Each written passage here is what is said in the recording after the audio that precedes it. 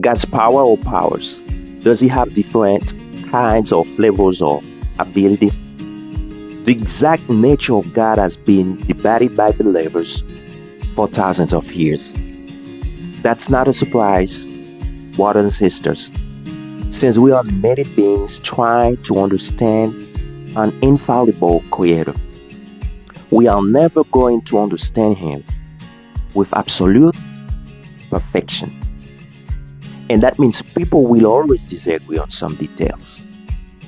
One of those details is the question about God's omnipotence and what it truly means.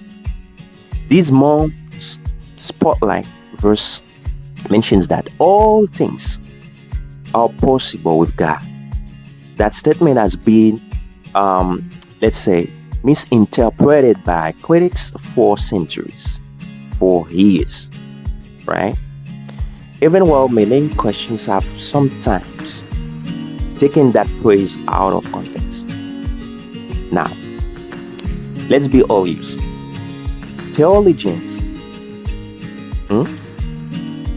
theologians of prior generations suggested God could do anything in a sense which included logical contradictions.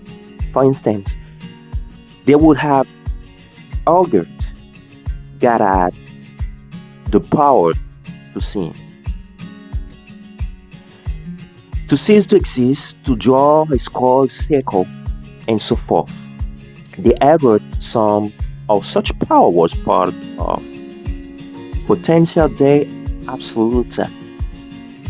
Is a kind of book that they wrote in Italian. So, whereas God's actual choices were possible under his potential or potentia de ordinata, those phrases refer to God's absolute power and his absolute power,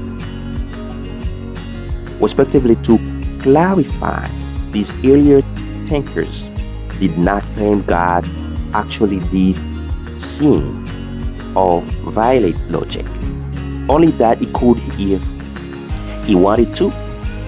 In most cases, this distinction was driven by a desire not to artificially limit God, right? It was not a universal, however, and it is not common today. Most Christian theologians, philosophers, we can say, and Bible teachers reject the distinction between God's absolute power and his absolute power. There is a legitimate difference between that which God is able to do and that which he chooses to do. In other words, God could have done differently. His sovereignty includes the power to make alternative choices. If we read the Jeremiah 32 verse 27 and Matthew 3:9 and Romans 9:21 too, but this is not the same thing as what the potentia ordinata concept implies. God is absolutely sovereign, and there's nothing which can override or overpower his will. However, that does not mean God can make self-contradictory or logical absolute choices. God's omnipotence is tied to his divine nature and attributes, all of which act in harmony. That means phrases such as God sinning, or God ceasing to exist, or God joining a square circle, or God making a wall so big it cannot lift it, are not impossible. They are simply nonsensical. They self-contradict. They fail to connect in the same way as cube lines into three-dimensional space which never intersect each other. In Numbers 23 verses 19 to 20 and 2 Timothy 2:13, in James 1, verse 13. So far as the potentia ordinata distinction goes, there is no meaningful way to split those into entirely separate categories. God has God has unlimited power to do anything which can be done.